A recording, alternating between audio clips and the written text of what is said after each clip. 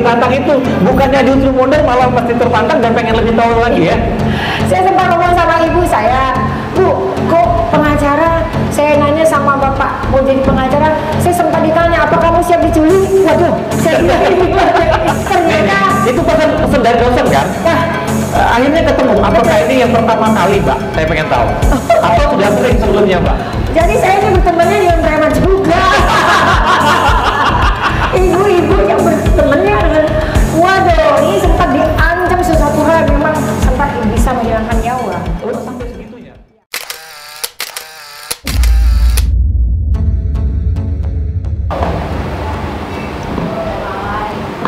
Halo Sobat Catatan Jurnalis, terima kasih sudah mampir lagi di channel ini.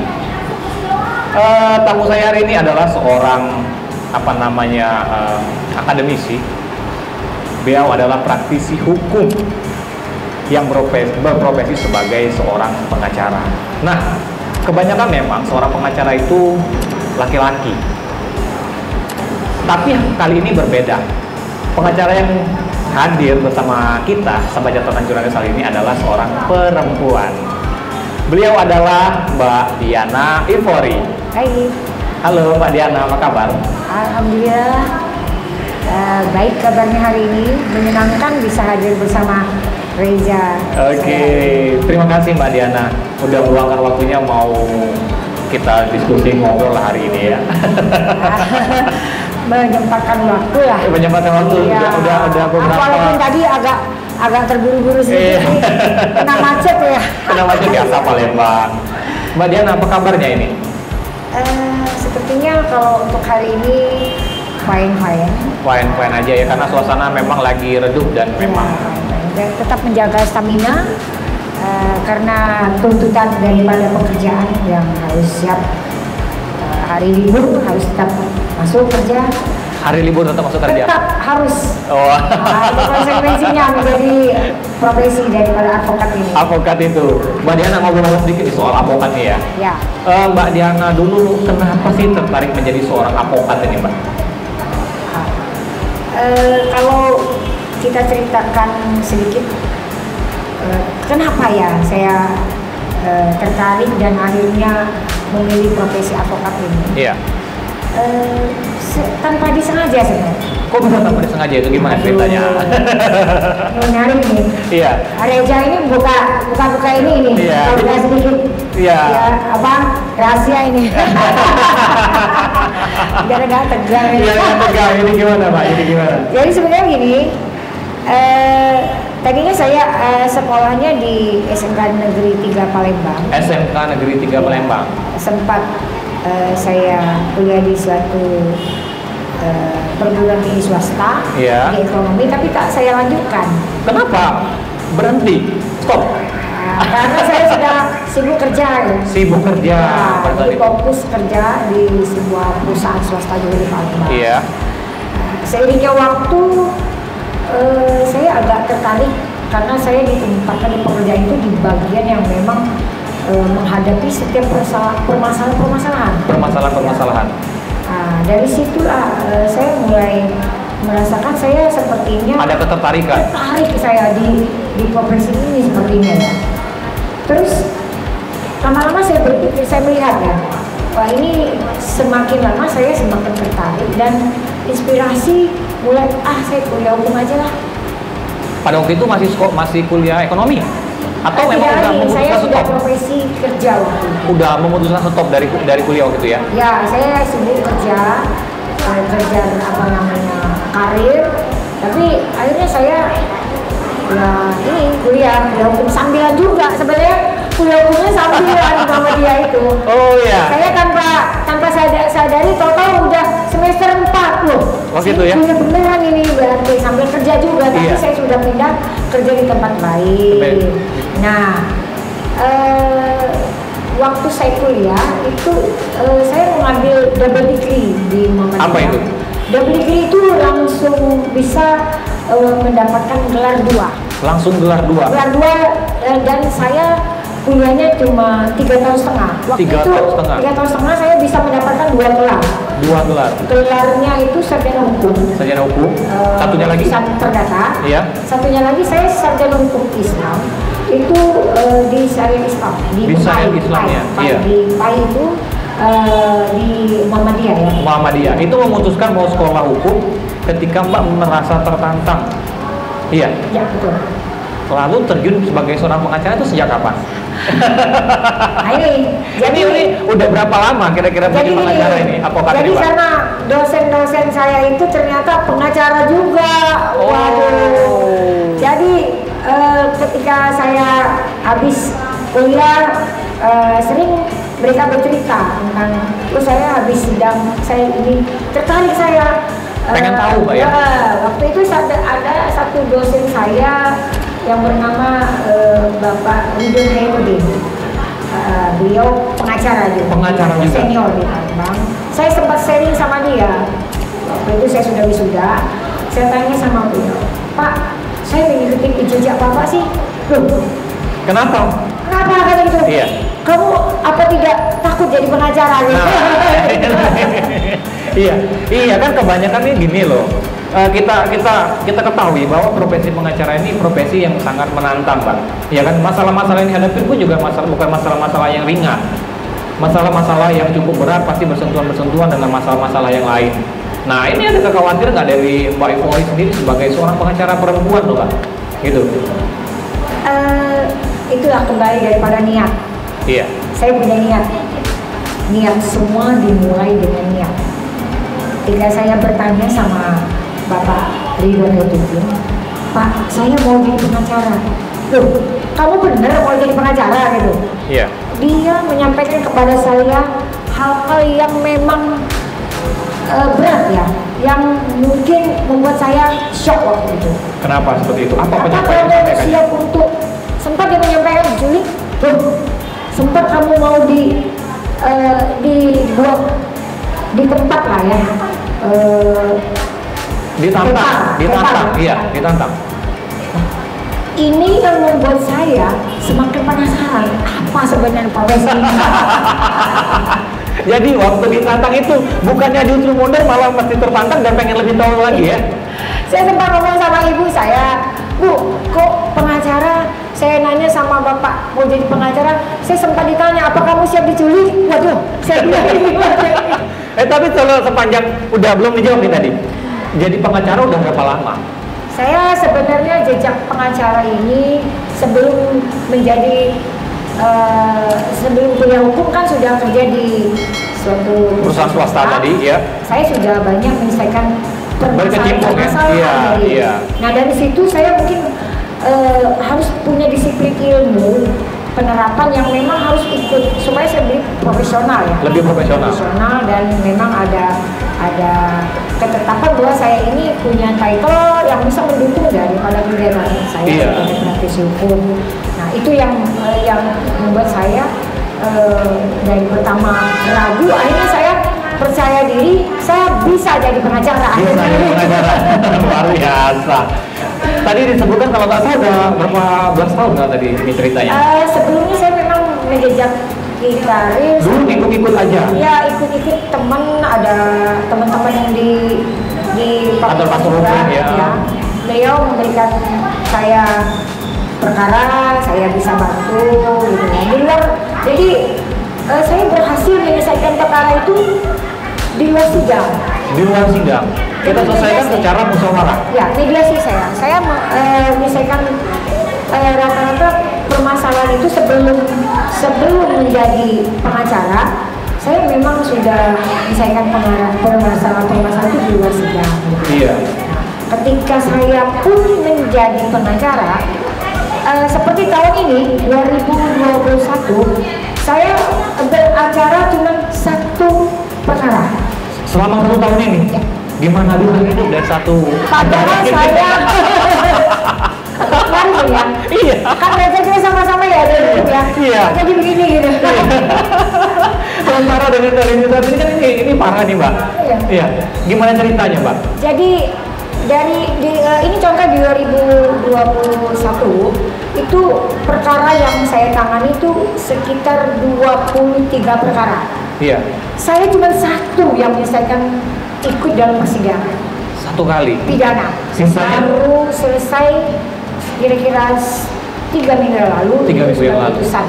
Putusan. Selain daripada itu saya di luar sidang semua. Di luar sidang saya bisa semua? menyelesaikannya mediasi. Saya menyelesaikannya melalui mediasi. Mediasi. Ya. Melakukan pendekatan-pendekatan secara kekeluargaan. Ya, menyelesaikan secara mediasi dan ini juga mendukung ada aturan juga restoratif justice yang bisa kita lakukan di luar sidang. Bisa kita melakukan itu di luar sidang. Nggak mesti dibawa ke meja hijau, Pak, bisa? Wah, maaf sebelumnya. Iya. Sempat pihak klien pun sudah terlapor. Iya. Alhamdulillah ada beberapa perkara bisa kita upayakan permohonkan untuk pencabutan perkara dan akhirnya pun berdamai lepas dari perkara tersebut gitu ya. Ada tepuk tangan dulu nih, Bu. Iya, sampai bisa gitu, Mbak. Iya. Kan jarang sekali kalau kebanyakan ya, atau saya lalai bisa dikoreksi. Kebanyakan tuh kalau di pengacara tuh lebih asik bertarungnya karena gelanggangnya itu adalah di meja hijau. Iya kan? Ini kenapa kita mencoba keluar sebelum masuk kandang kita udah diselesaikan dulu? Itu tadi saya mulai dari suatu hal yang memang permasalahan-kesalahan yang banyak saya temui. Dari pengalaman itu pelajaran yang paling menarik bagi saya. Pembelajaran untuk saya keluar dari suatu masalah. Di situ yang membuat saya kenapa saya harus ikut dalam persidangan. Ini saya coba dengan mediasi. Iya. Dan saya bisa dilakukan. Saya bisa lakukan dan setelah saya kurang lebih ini masuk 7 tahun ya setelah di KPA saya diangkat dari advokat. Iya. Itu saya tetap di luar sidang banyak lakukan. Tetap menyelesaikan permasalahan-permasalahan secara mediasi, di mediasi. Yang paling puncak itu di Bali. Di Bali. Perkara saya dapat ngintip loh, Mbak. Jadi teman-teman sahabat catatan jurnalis, ini luar biasa sekali nih, Mbak Ivori seorang ibu rumah tangga ya. Ya. Seorang ibu rumah tangga yang ya saya katakan tangguh lah ya. Karena saya melihat di media sosialnya beliau bahwa yang beliau tangani tidak hanya di Sumatera Selatan. Ya, banyak juga penanganan perkara itu yang harus diselesaikan dan Mbak jemput bola sampai ke luar kota. Ini kemarin di mana, Mbak? Yang agak menarik saya sampaikan lagi di sini di Pulau Dewata, di Pulau Bali. Di Pulau Bali. Di Pulau Bali, saya sebenarnya cikal bakal kenapa saya sampai di Pulau Bali. Sebenarnya saya banyak mengambil wilayah hukum Banyasin di Tanjung Lago. Jadi di Tanjung Lago itu ada satu desa, berapa desa itu keluarga kerabatan Bali. Nah, salah satu desa di satu desa itu saya menyelesaikan satu perkara di luar sidang dan kita menangkan. Diterima loh, Bu. Biasanya kan ketika terjadi, kita sebutkan ini bahwa sengketa ya. Artinya sengketa kan ketika terjadi suatu permasalahan ini. Nah, itu bisa diselesaikan di luar persidangan. Ini ada ramuan khususnya nih. Sebenarnya saya sampaikan di sini, benar kan pasti bertanya kenapa memilih di luar sidang. Memang benar di luar sidang itu banyak tantangan. Iya. Tantangan, ancaman, segala macam konflik itu harus diterima gitu. Tapi karena sudah terbiasa, saya ikhlas melaksanakan segala sesuatu itu. Saya mulai dengan minat. Iya. Contoh yang di keluarga Bali di Tanjung Lago itu kita menangkan. Saya diancam dengan preman-preman. Nah. Waduh. Diancam jadi mafia-mafia tanah. Waduh. Jadi alhamdulillah saya ternyata itu pesan dari dosen kan? Nah. Akhirnya ketemu. Apakah ini yang pertama kali, Mbak? Saya pengen tahu. Atau sudah sering sebelumnya, Mbak? Jadi saya ini bertemannya dengan preman juga. Ibu-ibu yang bertemannya dengan, waduh, ini sempat diancam sesuatu hal memang sempat bisa menghilangkan nyawa. Oh, sampai segitunya? Ya, dan itu memang sudah kebiasaan yang saya terima ketika saya bermediasi. Dan saya tak aneh lagi dan tak bukan tidak menganggap itu Hal yang menakutkan ya, iya. Jadi saya terbiasa dengan ancaman-ancaman. Sempat waktu di Bali itu saya mau Sama kan seperti itu juga diancam juga, gitu iya. ya. Tengah malam saya mau dilenyapkan, tapi saya tetap yakin karena ini hak Allah, Tuhan sang pencipta. Iya. Kita sang pencipta. Saya sempat ditawari untuk putar arah aja, Bu. Bukan putar arah aja, ikut kami aja di sana untuk apa, dibela gitu. Oh, kayak gitu. Oh, bantuin kami aja. Ya. Ibu untuk apa sih ke pihak sana, mendingan Iya. di sini kami tawarkan sekian. Iya. Tapi saya banyak godanya ini, Mbak. Saya menjunjung sumpah advokat. Iya. Saya tidak boleh berputar arah. Iya, Sumpah itu sumpah advokat. Iya. Saya tetap jaga. Dijunjung tinggi. Oh, Itu iya. profesi, walaupun bagaimana itu saya harus perjuangkan. Perjuangkan. Sumpah saya. Iya. Mencapai, mencari kebenaran dan keadilan Iya. sesungguhnya. Oke, belum selesai tadi, Pak. Ada pesan yang memang dari awal sebelum terjun ke advokat ini adalah kamu siap diculik. Nah, sekarang saya mau tanya, udah pernah diculik belum? Diculik sama bapak aja baru. Ini kalau cerita culik ini sebenarnya yang sempat di sini saya sampai ceritakan juga. Iya. Ketika di Pulau Dewata Bali itu perkara itu saya mendampingi mediasi. Iya. Itu perkara sudah masuk hampir berapa tahun ya? 11 tahun apa 12 tahun? Iya, udah lama ya, akut ya. Jadi saya mendampingi 41 orang. 41 orang, Mbak sendirian mendampingi Saya mereka? sendiri. Jadi saya sendiri mendampingi 41 orang 41 orang? yang menabung di sebuah lembaga Iya. keuangan Iya. di suatu desa lah di sana. Dan saya ke Bali untuk acara ini juga sedang mediasi. Ini sekarang udah selesai belum masalah itu? Nanti dulu. Oh, belum ya? ini mulai kapan dulu? 5 kali saya ke Bali. Jadi saya mencoba mediasi, ternyata bisa saya selesaikan. Bisa diselesaikan. Baik, dengan nilai objek perkaranya 609 juta. 609 juta. Bukan, 6 miliar 900 ribu rupiah. 6 miliar. 6 miliar loh. Wih, banyak bro. Itu bisa diselesaikan? Dari 41 itu sampai 6 miliar. 6 miliar. Modal mereka lah ya kita sebutkan ya.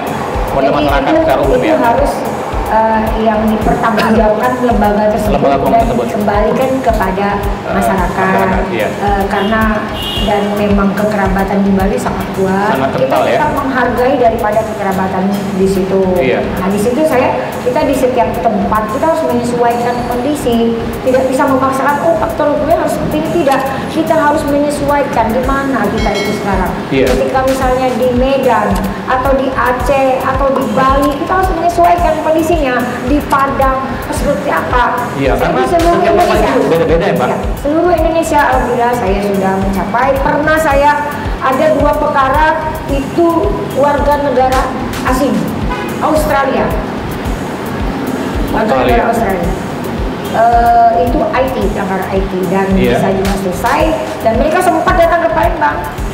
Selesai. Jadi banyak sekali Reja kalau mau diceritakan. Iya, ini saya tertarik dengan banyak sekali wilayah yang bisa kita menyesuaikan. Nah, agar kita bisa menyesuaikan dengan kondisi situasi masyarakat di situ, berbagi dong sama teman-teman sama jurnalis. Ada kuncinya. Kuncinya apa agar kita bisa menyesuaikan diri dengan masyarakat yang ada di sekitar tempat itu? Jadi Apakah kita harus memiliki sesuatu yang gitu kan?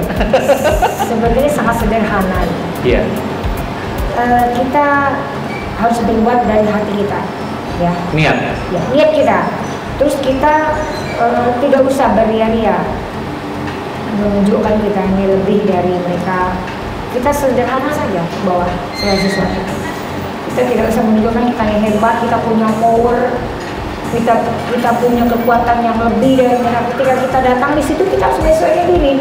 Ketika saya memang datang di situ wilayahnya memang tidak bisa menginjak, wah ini sepatu saya mahal ini ya. Iya. Saya mau lewat ini gimana nih? Misalnya bedanya ya terpaksa saya merasa seperti tidak ada apa-apa. Iya. Jadi saya harus menyesuaikan kondisi di mana saya berada Iya. dan merendahkan diri. Iya. Merendahkan Kenapa diri di penting sini. kita merendahkan diri? Merendahkan diri gini maksudnya, merendahkan hati maksudnya, merendahkan Iya. hati, merendahkan diri. Kalau dikasih merendahkan hati, Merendahkan agar hati. kita bisa membaur bersama mereka. Iya. Kita menyelami keadaan mereka. Mau saya makan, maaf ya, Iya. yang ada di situ cuma hal yang biasanya tidak bisa kita makan. Maaf, bukan. Iya. Iya, artinya betul. Nggak biasa kita makan. Misalnya- Tapi kita harus memakannya. Iya, jadi kita harus menyesuaikan keadaan.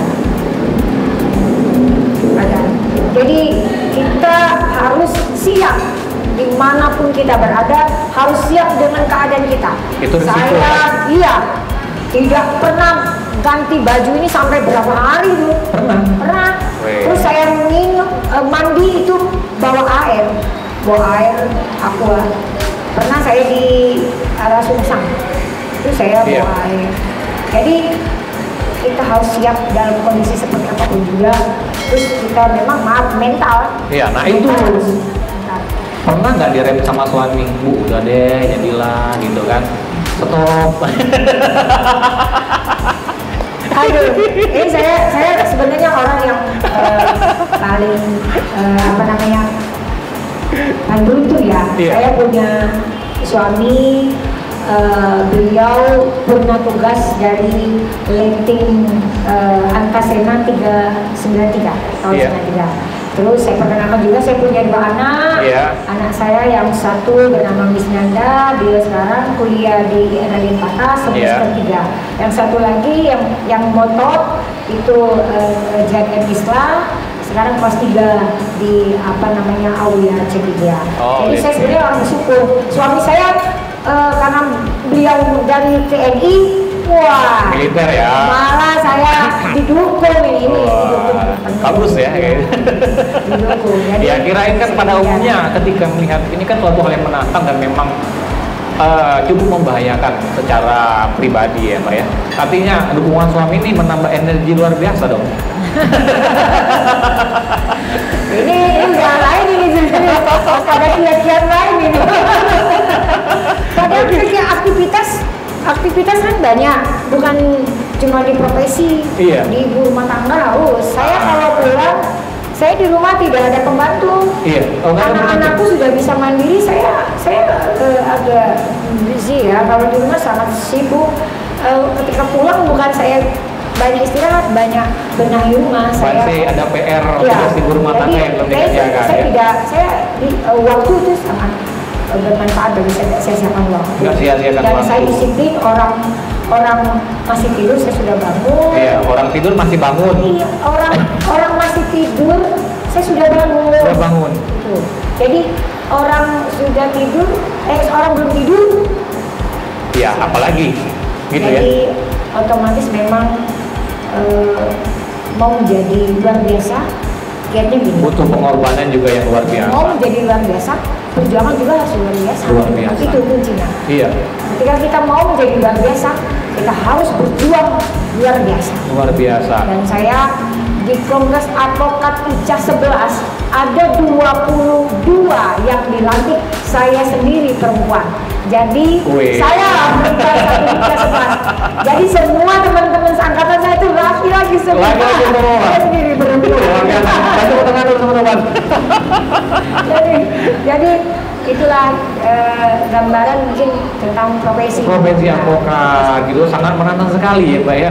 Jadi bisa terjun sebagai advokat ini dulu karena ikut orang pernah kena ya kalau gitu. Bener, tanya lo. Ya kena.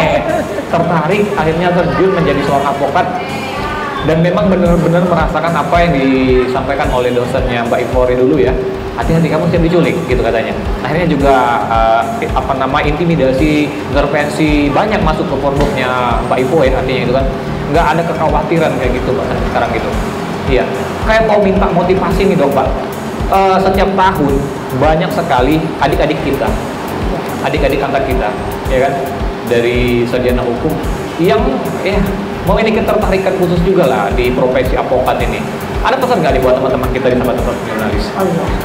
Kebetulan saya di payung Kongres Advokat Indonesia Pedang Merah. Wah, jadi ada pedang merah. Ya, Kongres Advokat. Jadi saya punya ketua almarhum Bapak kami Armaya SHMH. Iya. Beliaulah yang mendidik saya. Jadi untuk adik-adik yang mungkin memang sarjana hukum ya, yang baru mau wisuda atau yang sudah wisuda atau yang memang sudah manggung. Iya, atau juga baru mau memilih-milih apa namanya perguruan tinggi, fakultas hukum gitu. Sebenarnya bisa dikatakan profesi ini sangat menarik. Sangat menarik. Sangat menarik tapi penuh tantangan. Sangat menarik, penuh tantangan. Jadi profesi ini cocok pas buat kamu yang hobi tantangan. Betul. Satu, tantangan. Kedua, kejujuran. Kejujuran yang pertama. Ketika kita jujur di dalam suatu permasalahan yang timbul dan kita di situ ada di dalam permasalahan itu, kita harus jujur. Kenapa saya katakan jujur? Salah ketika dia mengatakan saya memang salah. Jujur kan? Iya. Ketika dia jujur itu bisa dibantu. Kenapa? Dengan mengatakan saya memang benar ini. Kejujuran itu yang menolong dia. Disitulah permasalahan itu bisa ditarik benang merah. Bisa diselesaikan. Kejujuran. Kejujuran yang kita ambil yang membantu dia. Iya. Dia begitu juga ketika di dalam beracara di persidangan, persidangan ya. Itu di beracara sidang itu kejujuran itu yang membantu. Yang mulia hakim menanyakan kejujuranmu. Kejujuran itu yang akan membantu saya mendampingi di situ mungkin terdakwa. Saya tidak bisa berapa-apa, yang akan menolong adalah kejujuran dia sendiri. Iya. Ketika sudah jujur sampaikan, aku bersalah. Aku memang telah melakukan kelalaian. Itu yang menolong dan yang meringankan nanti daripada putusan. Ada pertimbangan-pertimbangan ketika dia berkata jujur. Iya, jujur. Jadi semua dimulai dengan kejujuran. Kejujuran. Oke, teman-teman, ada dua catatan ya. Yang pertama itu adalah kejujuran. Yang kedua adalah keberanian. Ya, kalau kamu udah jujur, kamu juga harus berani. Ya, terjun di dunia hukum ini seperti apa. Oke, kita tutup dulu soal pengacara. Coba, ngomong-ngomong nih, ada agenda dalam waktu dekat kayaknya. Mbak, tadi disebutkan alumni dari SMK atau SMA? SMK ya? SMK. SMK Negeri 3 Palembang. Dalam waktu dekat nih ada agenda apa nih di SMK Negeri 3 Palembang? Itu juga di media sosial saya baca. Ini Reja ini ternyata suka ngintip gini. Tapi Ya, apa-apa inilah salah satu kenapa, Mbak. Ini bentuk pertemanan kita, Mbak. Kalau kita nggak temenan nggak bakal mau gitu ini kan. kan pasti bagus-bagusnya bisa bagi-bagi dong. Gitu. Jadi gini, di keseharian saya profesi advokat ini, saya adalah Ketua Ikatan Alumni SMEA Negeri 2 Palembang yang sekarang SMK 3 Palembang. SMK 3 Kami Palembang. singkat dengan nama SMEA Duga. SMEA Duga. Duganya itu apa? Singkatan SMEA Negeri 2 dan kita ikuti aturan anjuran dan pemerintah. Ketika ada pelonggaran tahun ini, baru masuk sekitar 2 bulan, program kita mulai kita buka pelan-pelan. Iya, betul. Dan memang dalam waktu dekat itu kita mau ada kegiatan. Mau ada kegiatan. Nah, mumpung kita ngobrol di sini, buat teman-teman sahabat catatan jurnalis yang mungkin sedang nonton juga diskusi kita yang hari ini bersama Mbak Ivori, dan mungkin juga kebenaran kamu ada alumni dari SMEA 2 atau juga dari SMK Negeri 3 Palembang. Ini langsung nih di hadapan kita ada Mbak Ivori, Mbak Diana Ivori ya. Alumni SMK Negeri 3 Palembang yang dulunya SMEA 2 Palembang akan mengadakan hajatan. Mumpung tahu nih, hajatannya apa aja, Mbak? Sebenarnya bukan hajatan. Bukan hajatan. Jadi forum silaturahmi, organisasi tersebut bisa membentuk elemen pendukung daripada organisasi tersebut. Jadi elemen itu terdiri dari berapa forum. Satu forum UMKM, jadi usaha kecil, mikro menengah kecil daripada alumni. Terus forum Pasmeda, jadi pasukan pengibar bendera. Iya. Itu yang ada gitu. Itu anggotanya sampai 800. Hampir 800 orang. Ya Pasmeda ya. Terus satu lagi forum donor darah. Forum donor darah. Donor darah ini yang memang kami penguatan. Penguatan ini donor darah ini pada tanggal 19 nanti, ingat Iya. tanggal 19 hari Minggu Iya. pukul 8 sampai dengan selesai bertempat di Aula SMK Negeri 3 Palembang, Jalan Sri Jaya Negara, Bukit Besar Palembang. Akan diselenggarakan? Akan diselenggarakan kegiatan donor darah Donor darah. oleh Forum Donor Darah SMK 3 Palembang, Semea 2 Palembang, dan kami mendapat dukungan dari Ibu kita Wawako. Wah, luar biasa ini. Dukungan langsung dari Ibu Wakil Wali Kota Palembang, Ibu Fitrianti Agustinda. Iya. Karena sebenarnya beliau adalah ketua PRI. Oh iya iya, kira Jadi- Ibu Wawako alumni itu juga bukan ya? Bukan. Ketua PRI. Beliau insya Allah itu berkenan hadir nanti tanggal 19 jadi aturin. Kalau udah diumumin tadi. Oh iya iya. Udah diumumin. Iya iya iya. Kalau untuk UMKM kita juga sudah sounding dengan Ketua Kadin Muhammad Akbar Almaru ya. Oh, Almaru, iya, Almaru ya. iya, iya. Itu sudah ke sounding juga. Insya Allah beliau juga berkenan hadir. Berkenan hadir. Jadi kegiatan-kegiatan ini itu sudah 3. Yang terakhir adalah peserta forum silaturahmi daripada alumni itu sendiri. Alumni Jadi itu ada sendiri. 4 kegiatan pembentukan forum tersebut. Iya. Pada tanggal 19 itu akan dilantik. Akan dilantik seperti itu. Jadi model acara juga ada pagelaran seni, ada drama, Iya. ada baris berbaris, Wih. dan luar biasa kami mengucapkan banyak terima kasih kepada semua pihak yang tidak bisa disebutkan satu persatu Iya. punya acara Itu sekaligus reuni juga nggak, Pak? Enggak ya? tidak, Oh, enggak. memang itu kan ini khusus untuk gerakan donor darah yang kami fokuskan. Kami mengucapkan banyak terima kasih di kesempatan ini dukungan dari Kepala Sekolah SMK Kepala Sekolah. Negeri 3 Palembang, Ibu Iya. Rusmina SHMH. Beliau Oh. Kepala Sekolah yang mendukung daripada Kegiatan ini. Iya, seperti itu. Jadi Wih, luar biasa sekali nih. Wah, ini Itu. teman-teman sepanjang jurnalis kan ternyata apa namanya kegiatan-kegiatan yang akan berlangsung ini benar-benar kegiatan-kegiatan yang berbentuk sosial. Iya. Ya kan? Sebagai seorang pengacara itu juga tugas sosial loh, Pak. ada sih memang Iya. sosialnya Jadi- ada sosialnya iya, ada. jadi- yang ketika dapat perkara mereka tak berdaya apa-apa. Iya. Saya pun tak bisa meminta apa-apa. Saya harus berbuat apa? Coba kalau ketika orang meminta tolong dia tidak punya apa-apa, apa yang dilakukan? Iya, betul betul.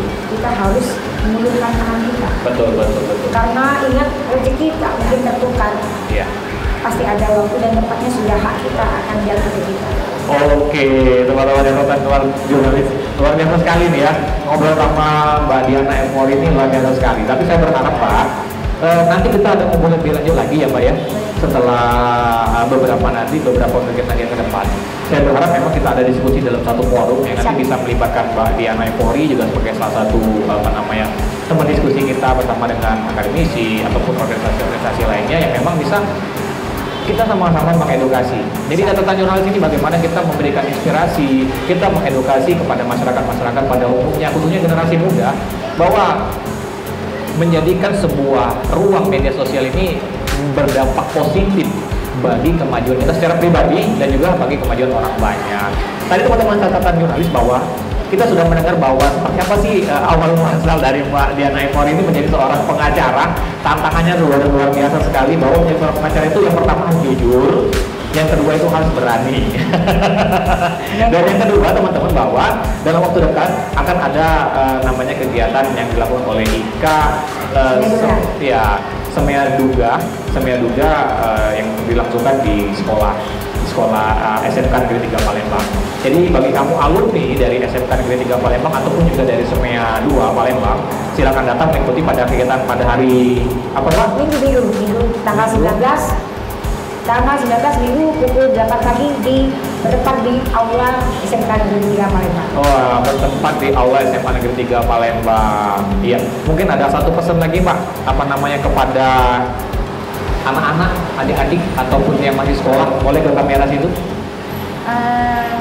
Saya lahir dari keluarga sangat sederhana. Sederhana.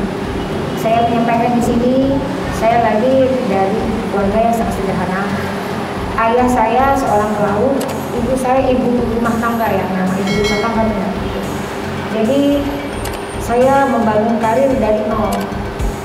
Dan saya, maaf, saya pun kuliah dengan biaya saya sendiri. Iya, sendiri.